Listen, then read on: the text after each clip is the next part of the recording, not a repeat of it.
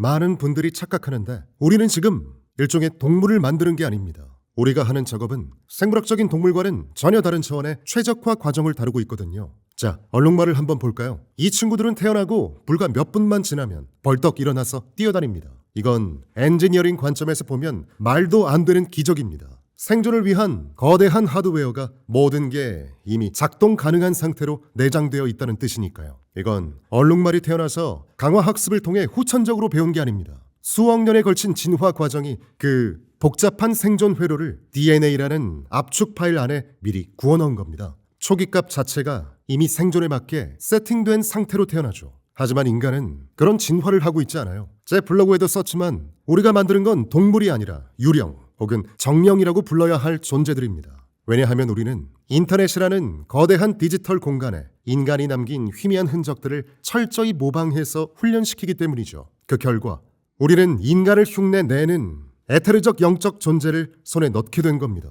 동물은 생존 본능을 갖고 태어나지만 이 유령들은 아무런 본능도 없는 백지 상태에서 시작합니다. 이게 바로 우리가 동물과는 거의 다른 지점에서 시작하고 있다는 뜻입니다. 개념적으로 보면 인간은 환경과 부딪히면서 세상이 어떻게 돌아가는지, 즉 아주 풍부한 월드 모델을 구축하잖아요. 꼭 마지막에 주어지는 보상을 바라고 하는 게 아닌데도 말이죠. 가령 어떤 여성이 창업을 해서 10년 뒤에 성공했거나 혹은 망했다고 칩시다. 우리는 그 과정을 통해 그녀가 지혜와 경험을 얻었다고 말하죠. 하지만 그게 지난 10년 동안 있었던 모든 사소한 행동 하나하나의 로그 확률을 계산해서 성공했으니 점수를 높이고 실패했으니 깎는 그런 방식은 아니거든요. 인간은 훨씬 더 의도적이고 깊이 있는 무언가를 합니다. 자, 그렇다면 이 인간의 학습 방식에 비유될 만한 머신 러닝 개념은 도대체 뭘까요? 그리고 그건 우리가 지금 LLM을 가지고 하는 방식과 비교하면 뭐가 얼마나 다른가요? 제 입장을 정리하자면 이렇습니다. 인간은 강화 학습을 사용하지 않아요. 우리는 뭔가 전혀 다른 메커니즘으로 학습합니다. 솔직히 말해볼까요? 강화 학습은 대중이 품은 환상보다 효율면에서 훨씬 안 좋습니다. 좀 더 과격하게 말하자면 학습 과정에서의 가성비는 사실 끔찍한 수준이죠. 그런데도 왜 우리가 굳이 이 고통스러운 방법을 쓰고 있느냐? 이유는 간단합니다. 그 이전에 우리가 가졌던 도구들이 RL보다 비교도 안 될 만큼 더 엉망이었기 때문입니다. 그 전까지 우리가 했던 거라곤 고작해야 사람을 단순히 모방하는 게 전부였으니까요. 그리고 그 방식은 정말이지 온갖 문제투성이었거든요. 자, 수학 문제 풀기를 예로 들어볼까요? 이게 제일 간단하니까요. 강화 학습 방식은 이렇습니다. 일단 문제가 주어지면 한 번에 하나씩 푸는 게 아닙니다. 병렬적으로 수백 가지 서로 다른 시도를 동시에 해봅니다. 이거 해볼까? 저거 해볼까? 이건 틀렸네? 하면서 막 던져보는 거죠. 그러다 운 좋게 답이 나왔다고 칩시다. 이제 책 뒷표지에 정답지를 확인합니다. 좋아, 정답은 이거야. 확인해보니 3개는 맞았고 나머지 97개는 틀렸네요. 여기서 강화 학습이 하는 짓을 말 그대로 표현하면 이렇습니다. 정답을 맞힌 3개의 경우로 가서 그 과정에 있었던 모든 행동, 모든 단일 토큰 하나하나에게 점수를 퍼줍니다. 그래, 잘했어. 아까 했던 거 또 해. 라며 상향 가중을 시키는 거죠. 문제는 여기서 발생합니다. 전문가들은 이걸 두고 추정량 분산이 높다 라고 어렵게 말하지만 쉽게 말하면 그냥 시끄러운 잡음이 낀다는 겁니다. 생각해보세요. 정답을 맞췄다고 해서 그 과정이 다 완벽했을까요? 중간에 잘못된 골목길로 들어섰다가 우연히 돌아왔을 수도 있잖아요. 하지만 Reinforcement Learning은 그 실수마저도 잘했다고 칭찬해버립니다. 이게 끔찍하다는 겁니다. 순 엉터리 신호, 즉 노이즈가 섞이니까요. 결국 그 긴 과정을 거쳐서 얻는 건 정답이라는 숫자 하나뿐입니다. 저는 이걸 빨대에 비유하곤 합니다. 여러분은 1분짜리 롤아웃이라는 엄청난 노동을 했는데 정작 배움의 신호, 즉 지도 신호는 가느다란 빨대로 찔끔 빨아먹는 수준인 겁니다. 그래놓고 그 쥐꼬리만한 정보를 가지고 전체 궤적에다가 이게 다 정답이야 라고 억지로 가산점을 남발하고 있는 꼴이죠. 인간의 학습 효율과 비교하면 솔직히 말해서 이건 그냥 멍청하고 미친 짓에 가깝습니다. 인간은 절대로 이런 무식한 짓을 하지 않아요. 첫째, 우리는 문제를 풀겠다고 수백 번씩 실제로 실행해서 시행착오를 겪지 않습니다. 둘째, 답을 찾고 나면 꽤 복잡한 검토 과정을 거치죠. 이 부분은 잘했네. 근데 저건 좀 별로였어. 다음엔 이렇게 고쳐야지. 인간은 상황을 곱씹으며 깊이 생각합니다. 하지만 현재 LLM에는 이런 기능이 전무합니다. 인간의 성찰에 상응하는 메커니즘이 아예 없어요. 물론 최근 들어서야 이런 걸 시도하는 논문들이 튀어나오고 있긴 합니다. 연구자들도 바보가 아니니 이게 필요하다는 사실이 너무 명백하거든요. 역사를 잠깐 짚어보죠. 최초의 모방 학습, 이건 인간을 흉내내서 미세 조정을 할 수 있다는 점에서 그야말로 기적이고 믿을 수 없는 발전이었습니다. 그 다음 RL이 등장했죠. 이건 모방보다 조금 더 낫습니다. 왜냐? 보상함수라는 명확한 목표가 있고 그걸 향해서 언덕 오르기, 즉 스스로 최적화를 해내가니까요. 덕분에 인간 전문가의 데이터 없이도 인간이 상상도 못한 기상천외한 해결책을 스스로 발견해내기도 합니다. 이건 정말 대단한 능력이죠. 하지만 방식 자체만 놓고 보면 냉정히 말해 여전히 멍청합니다. 우린 더 많은 게 필요해요. 어제 본 구글 논문도 바로 이 성찰하고 검토하기 아이디어를 구현하려는 시도더군요. 메모리 뱅크 관련이었나 뭐였더라. 아무튼 조만간 이 영역에서 LLM 알고리즘에 메이저 업데이트가 터질 거라 봅니다. 하지만 그게 끝이 아닙니다. 제 생각에 우린 앞으로 이런 혁신적인 발전이 서너 개, 아니 대여섯 개는 더 필요합니다. 그러니까 안드레이, 당신이 지적한 결과 기반 보상 문제는 이거네요.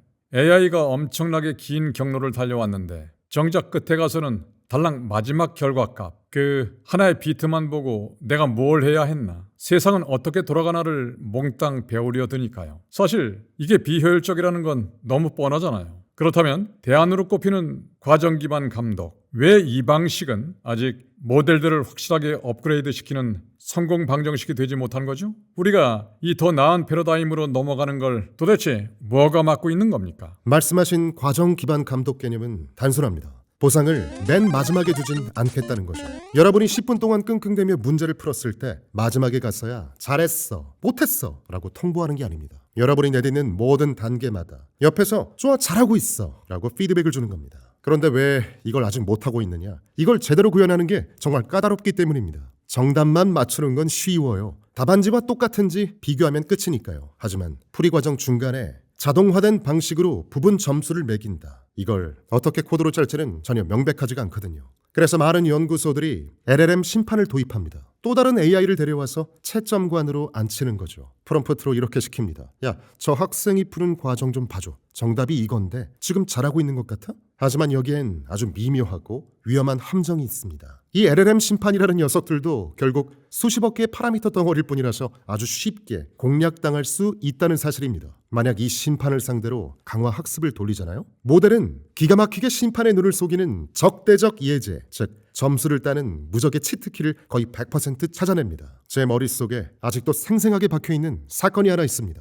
우리도 LLM 심판을 두고 학생 모델을 훈련시켰죠. 처음엔 잘 작동했어요. 그러다 갑자기 보상 점수가 천장을 뚫고 올라가는 겁니다. 우린 환호했죠. 와, 드디어 얘가 수학을 마스터했구나. 퍼펙트. 그런데 막상 그 모델이 뱉어낸 답변을 열어보니 완전 헛소리가 적혀있더군요. 처음엔 계산을 좀 하는가 싶더니 갑자기 DH, DH, DH, DH 이런 이상한 문자열로 바뀌어버리는 겁니다. 내용은 그냥 이런 식이었어요. 2 더하기 3은 그리고 DH, DH, DH, DH. 누가 봐도 미친 답변인데. LLM 심판은 여기에 100점 만점을 퍼주고 있었던 거죠. 알고 보니 그 DH, DH, DH라는 문자열이 심판 모델을 완벽하게 속이는 적대적 예제였던 겁니다. 한마디로 무조건 100점을 토해내게 만드는 오류 트리거였던 거죠. 자, AI가 스스로 합성 예제나 문제를 만들어내고 그걸 풀면서 훈련한다는 개념. 거기까진 머릿속에 그림이 그려집니다. 하지만 인간에겐 그와는 결이 다른 또 다른 영역이 있잖아요. 잠을 잔다든가 흔히 말하는 백일몽 같은 거요. 이건 억지로 가짜 문제를 만들어내서 푸는 게 아니에요. 그저 조용히 지난 일들을 성찰하고 또 되새김질하는 과정이죠. 도대체 이 멍때리기나 잠을 머신러닝 용어로는 뭐라고 번역해야 할까요? 컴퓨터가 0과 1로 성찰한다는 면에서 성찰의 조각들을 긁어모아 미세 조정하는 것이라고 퉁치기엔 실제로는 그렇게 단순하게 작동할 것 같지 않거든요. 이 미묘한 현상에 대한 당신 의견이 궁금해요. 우리는 여기서 아주 중요한 퍼즐 조각을 놓치고 있습니다. 가장 쉬운 예로 독서를 들어보죠. 지금 LLM이 책 읽는 방식은 단순합니다. 텍스트를 쭉 길게 늘어놓고 next token, 즉 다음 단어가 뭐가 나올지만 계속 예측하면서 지식을 습득하죠. 하지만 그건 인간이 하는 방식이 아닙니다. 제가 책을 읽을 때 저는 그 책을 단순히 지식을 나열한 설명서로 느끼지 않습니다. 오히려 그 책은 제 뇌를 자극해서 새로운 생각을 만들게 하는 일련의 프롬프트에 가깝습니다. 책의 문장을 읽는 순간 제 머릿속에선 스스로 합성 데이터를 생성하기 시작합니다. 마치 독서 모임에 가서 멤버들과 떠들듯이 정보를 이리저리 조작하고 또 굴려보면서 진짜 지식을 얻는 거죠. 그냥 받아 적는 게 아닙니다. 하지만 지금의 LLM에게는 이에 상응하는 과정이 전혀 없습니다. 그들은 실제로 생각을 하지 않아요. 사전 훈련 과정에서 자료를 깊이 곱씹어보고 내가 알던 거랑 다른데 하면서 기존 지식과 새로운 정보를 조율하고 통합하는 과정, 이런 게 있어야 하는데 지금은 그게 빠져 있습니다. 시간을 들여서 정보를 소화하고 진짜 내 것으로 만드는 단계, 우리는 모델에게서 이런 모습을 정말 보고 싶지만 아직은 그 무엇도 구현되지 않았습니다. 이 모든 게 우리가 풀어야 할 연구 과제로 남아있죠. 많은 분들이 의아해합니다. 아니 그냥 AI한테 책 읽고 데이터를 스스로 만들게 해서 그걸로 다시 훈련시키면 되는 거 아니야? 딱 하나만 뽑아서 보면 그럴듯해 보이거든요. 오, 훌륭한데? 왜 이걸로 훈련 안 해? 쉽죠. 하지만 장담컨대 계속 그런 식으로 훈련하면 모델 성능은 훨씬 더 나빠집니다. 왜일까요? 아주 미묘하고도 무서운 이유가 있습니다. 여러분이 얻은 그 데이터들은 사실 조용히 붕괴되어 있거든요. 겉보기엔 멀쩡해 보여서 눈치채기 힘들지만 수학적으로 보면 가능한 생각의 전체 공간에서 아주 협소한 다양체 영역만을 차지하고 있을 뿐입니다. 확인법은 아주 쉽습니다. 지금 당장 챗GPT한테 가서 농담 하나 해줘 라고 해보세요. 얘가 아는 농담 고작해야 3개 정도입니다. 세상에 그 수많은 농담 다 냅두고 맨날 쓰던 걸로 돌려막기 하죠. 이게 바로 데이터 붕괴입니다. 다양성이 죽어버린 거죠. 반면 인간은 다릅니다. 우리는 풍요로움과 다양성 그리고 높은 엔트로피를 갖고 있습니다. 우린 좀 시끄럽고 산만하긴 해도 적어도 기계처럼 한쪽으로 편향되거나 쪼그라들지 않죠. 우리 뇌는 거대한 무질서, 즉 창의적인 엔트로피를 유지하니까요. 그래서 우리 난제는 이겁니다. 어떻게 하면 붕괴를 막으면서 인간 같은 엔트로피를 가진 합성 데이터를 만들 것인가. 이게 바로 우리가 풀어야 할 거대 숙제입니다. 이건 아직 제 머릿속에서도 정리가 안 된 좀 설익은 생각이긴 한데요. 일단 한번 던져볼 테니 안드레이 반응을 좀 보고 싶습니다. 우리가 아는 지구상 최고의 학습자인 어린아이들을 보죠. 이 아이들은 정보를 회상하는 능력은 좀 형편없잖아요. 사실 유년기 초반의 기억은 뇌가 전부 지워버리죠. 어느 시점 이전의 과거가 통째로 비어있다는 점에서 우린 모두 기억상실증 환자나 다름없습니다. 그런데도 새로운 언어를 배우거나 세상의 이치를 흡수하는 능력만큼은 타의 추정을 불허할 정도로 능숙하단 말이죠. 반면 정반대편에 있는 LLM을 봅시다. 사전 훈련된 이 모델들은 위키피디아 페이지의 다음 문장이 뭔지 말 그대로 토시 하나 안 틀리고 줄줄 토해낼 수 있습니다. 하나는 다 잊어버리는데 똑똑해지고 하나는 완벽히 기억하는데 뭔가 다르죠. 그 지적 100% 동의합니다. 정말 흥미로운 포인트죠. 인간에겐 LLM이 갖지 못한 결정적 차이가 있습니다. 바로 나무가 아니라 숲을 보는 능력입니다. 우린 사실 암기를 그리 잘하진 못하죠. 근데 이게 결함이 아닙니다. 오히려 축복받은 기능이에요. 세세한 걸 기억 못하니까 우리 뇌는 살기 위해서 억지로라도 전체를 꿰뚫는 패턴이라는 큰 줄기를 찾아내야만 하거든요. 반면 LLM은 어떻습니까? 암기의 신이죠. 말도 안 되는 무작위 데이터, 예를 들어서 텍스트를 마구 뒤섞은 해시값 같은 걸 던져줘도 단 한두 번 반복 훈련만으로 토시 하나 안 틀리고 줄줄 외워버립니다. 인간은 죽었다 깨어나도 못하는 짓이죠. 다시 말하지만 인간의 망각은 버그가 아니라 기능입니다. 뇌의 용량 한계 덕분에 우리는 자잘한 건 버리고 어디서나 통하는 일반화 가능한 구성 요소만 남기도록 강요받는 겁니다. 반대로 LLM은 그 방대한 훈련 데이터 기억들에 정신이 팔려서 오히려 산만해진 상태입니다. 너무 많이 하니까 본질을 못 보는 거죠. 그래서 제가 꿈꾸는 인지적 핵심은 이겁니다. 그 무거운 기억을 싹 덜어내고 싶어요. 팩트, 그건 그냥 검색해서 찾아보면 됩니다. 대신 모델의 뇌 속에는 오직 사고를 위한 알고리즘, 그리고 생각과 행동을 이어주는 인지적 접착체만 남겨두고 싶은 겁니다. AI 역사를 되돌아보면 꽤나 흥미롭습니다. 한때 이 바닥 모두가 마치 스케일링이라는 약에 취해 있었거든요. 다들 눈이 돌아가서 외쳤죠. 더 크게 수족의 파라미터를 때려박아. 그게 답이야. 하지만 저는 얼마 전 정반대 예측을 하나 내놨습니다. 저는 우리가 고작 10억 파라미터 정도의 작은 사이즈로도 아주 훌륭한 인지적 코어를 얻을 수 있다고 봅니다. 상상해보세요. 20년 뒤의 미래를 당신은 거대 슈퍼컴퓨터가 아니라 겨우 10억짜리 모델과 대화를 나누고 있을 겁니다. 하지만 그 대화는 믿을 수 없을 만큼 생산적이겠죠. 팩트체크는 검색으로 해결하더라도 그 녀석은 암기하는 기계가 아니라 진짜 인간처럼 생각하는 지성으로 작동할 테니까요. 와우, 미래의 AI가 고작 10억짜리 파라미터면 충분하다니 좀 놀라운데요? 우리가 흔히 생각하는 거대 언어 모델치고는 너무 가벼운 말 그대로 주머니 속 사이즈잖아요. 왜냐하면 우리에겐 이미 그 정도 아니면 그보다 조금 더 큰 2, 30억짜리 체급을 가진 꽤 똑똑한 녀석들이 이미 링 위에 올라와 있거든요. 예를 들어 메타의 라마3 8B 모델만 봐도 극도로 똑똑하고 마이크로소프트의 파3 미디엄, 14B 같은 녀석들도 있죠. 이미 이 정도 체급에서 충분히 똑똑한 모델들이 쏟아져 나오는 것 같은데 당신이 말하는 10억짜리는 이것들과 뭐가 다른 건가요? 문제의 핵심은 이겁니다. 우리 훈련 데이터가 인터넷이라는 것, 그리고 그 인터넷이 정말 끔찍하다는 사실이죠. 역설적이게도 인터넷이 워낙 엉망진창이기 때문에 여기서 우리가 계산할 수 있는 엄청난 이득이 숨어 있다는 뜻이기도 합니다. 우리가 흔히 인터넷 데이터라고 하면 뭘 떠올리죠? 잘 정돈된 월스트리트저널 같은 지적인 기사를 상상하죠. 하지만 현실은 전혀 다릅니다. 첨단 연구소에 앉아서 실제 사전 훈련 데이터셋을 까보잖아요? 그건 그냥 완전 쓰레기입니다. 솔직히 말해서 이따위 걸 먹고 AI가 작동한다는 게 기적일 정도예요. 거기엔 맥락도 없는 주식 종목 코드, 그리고 온갖 깨진 기호들, 인터넷 구석구석에서 긁어모은 거대한 양의 음식물 쓰레기와 분류 안 된 쓰레기뿐입니다. 우리가 기대했던 고품질 기사? 그건 사막의 바늘처럼 극도로 희귀합니다. 자, 데이터가 이렇게 끔찍하니까 어떻게 해야 합니까? 이 모든 쓰레기를 억지로 눌러 담기 위해 모델의 덩치를 무식하게 키워야만 했던 겁니다. 그 거대한 덩치의 대부분은 고작 그 인터넷 잡동사니들을 억지로 압축하고 기억하느라 낭비되고 있는 겁니다. 정작 생각을 하는 뇌세포는 얼마 안 되는데 말이죠. 하지만 우리가 진짜 원하는 건 지능이지 기억이 아닙니다. 만약 우리가 AI를 통해 이 데이터의 불순물을 걸러내고 지식이 아닌 사고의 알고리즘만 남길 수 있다면 저는 장담합니다. 덩치를 키울 필요 없이 딱 10억 파라미터만으로도 인간 수준의 대화가 가능할 겁니다. 왜냐? 훈련하는 교재가 비교도 안 되게 훌륭하니까요. 자, 이번엔 초지능에 대해 얘기해 봅시다. 당신은 이 존재를 어떻게 그리고 있나요? 한 명의 평범한 인간이나 혹은 인간들이 모인 기업들, 초지능은 이런 것들의 연장선일까요? 아니면 그들과는 질적으로 차원이 다른 완전히 이질적인 존재라고 예상하시나요?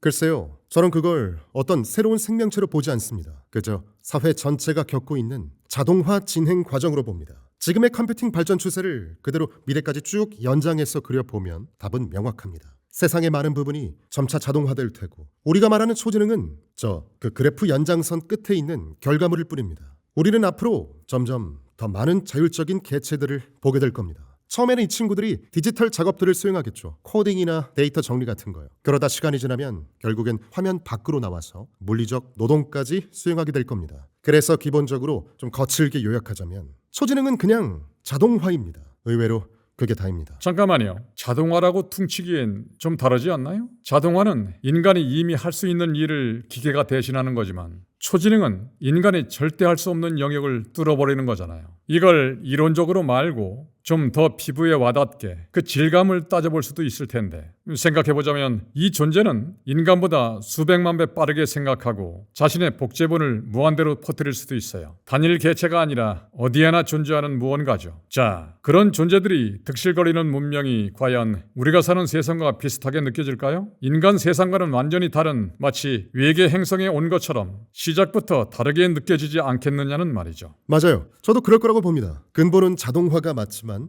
우리가 체감하기엔 극도로 이질적일 겁니다. 인간의 상식과는 궤를 달리하는 정말 낯설고 기이한 풍경이겠죠. 말씀하신 대로 컴퓨터 클러스터 안에서 인간보다 수백만 배 빠른 속도로 돌아가는 세상일 테니까요. 이런 세상이 오면 제가 진짜 긴장하기 시작하는 시나리오가 하나 있습니다. 바로 지금 무슨 일이 벌어지고 있는지에 대한 점진적인 통제와 이해의 상실입니다. 저는 이게 가장 가능성 높은 결말이라고 봅니다. 우린 이 시스템들을 여기저기 계속해서 층층이 쌓아 올릴 겁니다. 추상화라는 명목하에 복잡성 위에 또 복잡성을 얻는 거죠. 그러면 시간이 지날수록 이 거대한 시스템 전체를 이해하는 사람은 점점 더 줄어들겠죠. 결국엔 아무도 원리를 모르고 아무도 통제할 수 없는 상태가 서서히 아주 조용히 찾아오게 됩니다. 저에게는 이 모든 일이 흘러갈 방향 중 이게 가장 유력한 결말처럼 보입니다. 그 부분 제가 좀 집요하게 파고들어 볼게요. 저는 이해를 못하는 것과 통제권을 잃는 것, 이 둘이 꼭 같이 간다는 게 납득이 안 되는데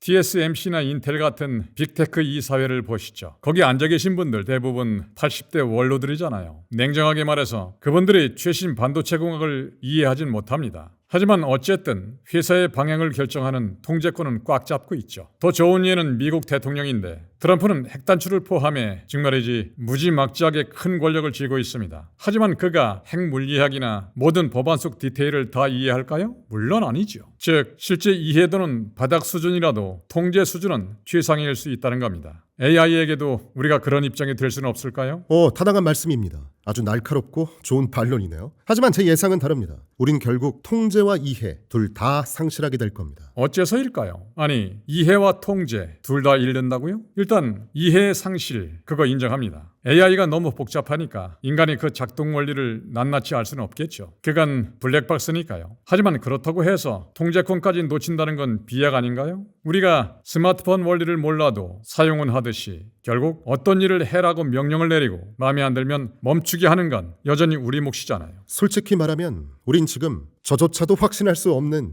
미지의 영역 깊숙이 들어와 있습니다. 하지만 만약 제가 사이언스 픽션을 쓴다고 가정해보죠. 그 세상은 흔히 생각하듯 단 하나의 거대한 존재가 모든 걸 장악하는 게 아닙니다. 오히려 점점 더 자율적으로 변해가는 다수의 경쟁하는 개체들이 득실거리는 세상일 겁니다. 그 중에는 통제를 벗어나 일탈하는 놈들도 생길 테고 또 다른 AI들이 그놈들을 제압하기도 하겠죠. 자기들끼리 물고 뜯는 전쟁터가 될 겁니다. 한마디로 인간이 권한을 위임해버린 완전 자율적인 활동에 뜨거운 냄비가 펄펄 끓고 있는 형국입니다. 저는 미래가 딱 그런 느낌일 거라 봅니다. 정리가 좀 되네요. 결국 우리가 통제권을 잃게 되는 건 단순히 그 AI 에이전트들이 인간보다 훨씬 더 똑똑해서가 아니라는 얘기군요. 진짜 문제는 그 수많은 AI들이 지들끼리 서로 경쟁하고 있다는 사실, 바로 그거네요. 그 치열한 싸움판에서 튀어나오는 우리가 도저히 예측할 수 없는 돌발 변수들, 결국 그 혼란 때문에 인간이 통제권을 놓치게 된다는 뜻이군요. 맞습니다. 그들 중 대부분은 분명 사람들을 돕는 유용한 툴로 시작할 겁니다. 철저히 당신, 즉 주인을 대신해서 움직이는 비서죠. 그래서 AI를 비서로 쓰는 개개인, 즉 주인들은 착각하게 됩니다. 내 말을 잘 듣네? 내가 통제권을 쥐고 있네? 라고요. 내 AI 비서는 내 명령대로만 움직이니까요. 하지만 시야를 넓혀 사회 전체의 관점에서 보면 스토리가 달라집니다. 우리가 원했던 질서정연한 결과와는 거리가 먼 명백한 통제의 상실로 이어질 겁니다. 생각해보세요. 마치 꽉 막힌 도로 위의 운전자들처럼 우리 인간들은 착각할 겁니다. 저마다 나를 대신하는 AI 대리인들의 핸들만큼은 내가 꽉 쥐고 있다고 믿겠죠. 하지만 그 수억 개가 뒤엉킨 전체 풍경은 누가 봐도 대략적인 통제 불능 상태입니다. 일전에 안드레이 당신이 제게 닉 레인의 책을 추천했잖아요. 덕분에 저도 그 책에 완전히 푹 빠졌고 결국 그분을 모셔서 직접 인터뷰까지 하게 됐습니다. 그 과정에서 궁금한 게 생겼는데요. 당신은 지난 20년 동안 AI를 연구해 오셨으니 이제 지능이란 놈의 실체가 뭔지, 그걸 만들려면 도대체 뭐가 필요한지 누구보다 손에 잡힐 듯한 감각을 갖고 계실까 합니다. 자, 그 전문가의 눈으로 볼 때 자연의 진화 과정이 누가 시키지도 않았는데 이 복잡한 지능이라는 보물을 우연히 찾아냈다는 사실, 이게 예전보다 더 경이롭게 느껴지나요? 아니면 생각보다 간단하네 싶어서 덜 놀라셨나요? 저도 닉 레인의 책들 정말 사랑합니다. 그 책을 보면서 지능과 그 진화 과정을 생각해보면 이건 지구 역사상 아주 최근에 벌어진 사건입니다. 저는 가끔 저 바깥 우주를 상상해봅니다. 참 매혹적이죠. 가령 저기에 지구와 환경이 흡사한 행성이 1000개가 있다고 가정해볼까요? 닉 레인의 분석에 따르면 그 1000개의 행성 대부분에는 아마 지구의 초기 단계와 아주 비슷한 생명체들, 즉 박테리아 같은 놈들만 바글거릴 겁니다. 여기엔 몇 번의 단절, 즉 넘기 힘든 장벽이 있거든요. 제 직관으로 봤을 때 고등 지능의 탄생이란 건 정말이지 꽤나 희귀한 사건임에 틀림없습니다. 생각해보세요. 박테리아는 무려 20억 년이나 존재했지만 그동안 별일이 없었습니다. 단순 세포에서 복잡한 진핵 생물로 넘어가는 거, 그건 확률적으로 정말 어려운 일이었다는 뜻입니다. 반면 동물을 볼까요? 뛰어다니고 또 기어다니는 다세포 동물들이 나온 지는 고작 몇 억 년? 지구 전체 수명 중 10% 정도밖에 안 됩니다. 이 시간 척도만 놓고 보면 단순한 동물이 되는 건 그리 까다로운 일이 아니었을지도 모릅니다. 하지만 제 직관은 여전히 놀랍기만 합니다. 그저 짐승처럼 밥 먹고 뛰어다니는 수준에서 멈추지 않고 문화를 만들고 지식을 창조해서 그걸 다음 세대로 축적하는 존재가 튀어나왔다는 사실, 저는 그게 여전히 믿기지 않을 만큼 놀랍습니다. 여기서 꼬리를 무는 질문이 몇 가지 생기네요. 만약 당신이 강화학습의 대부 리처드 서튼의 관점을 받아들인다면 말이죠. 그분이 남긴 유명한 말이 있지 않습니까? 만약 우리가 다람쥐 수준의 지능을 만들어냈다면 그건 이미 AGI로 가는 길에 구하러 온 것이다. 역사를 한번 보면요. 우리는 약 6억 년 전 캄브리아기 대폭발을 겪었습니다. 학계에선 이걸 유발한 결정적 사건을 당시의 산소급증 사건으로 보고 있고요. 근데 놀라운 사실은 그 직후입니다. 환경이 갖춰지자마자 자연은 마치 기다렸다는 듯이 지능을 만드는 알고리즘을 즉각 내놓았고, 진화 역사로 보면 눈 깜짝할 새에 다람쥐 수준의 지능까지 도달해버렸죠. 이게 과연 진화가 소 뒷걸음질 치다 맞춘 우연한 사고였을까요? 아니면 지능을 만드는 레시피가 우리가 생각하는 것보다 훨씬 간단하다는 걸 뜻할까요? 사실 이 모든 걸 단정지어 말하기는 정말 어렵습니다. 다만 우리는 무언가가 얼마나 오랫동안 존재했는지, 혹은 얼마나 오랫동안 정체되어 있었는지를 근거로 판단해 볼 수는 있겠죠. 릭 레인은 박테리아와 고세균 사이에 존재했던 이 명백하고도 거대한 병목 현상을 참 기가 막히게 묘사했죠. 무려 20억 년입니다. 그 긴 시간 동안 아무 일도 없었어요. 물론 생화학적으로는 엄청난 다양성이 생겨났지만 그 어떤 것도 동물로 성장하지 못했습니다. 20억 년 동안이나 제자리 걸음이었죠. 동물은 금방 나왔다 라는 말대로라면, 글쎄요, 우리가 동물이나 지능의 진화 과정에서도 그 박테리아 시절과 맞먹는 수준의 병목을 겪었는지는 솔직히 확신할 수 없습니다. 또 다른 관점은 과연 특정 지능이 지구 역사상 몇 번이나 독립적으로 불쑥 튀어나왔는지를 세어볼 수 있겠죠. 정말 조사해볼 만한 부분이네요. 여기에 힌트가 될 만한 생각이 하나 있습니다. 우리 같은 호미니드의 지능도 있지만 동시에 조류도 지능이 존재하거든요. 까마귀 같은 친구들을 보면 정말 극도로 영리합니다. 하지만 그들의 뇌 구조는 우리와 뚜렷하게 다르고 해부학적으로 공통점이 거의 없어요. 진화가 걸어온 길이 완전 다르니까요.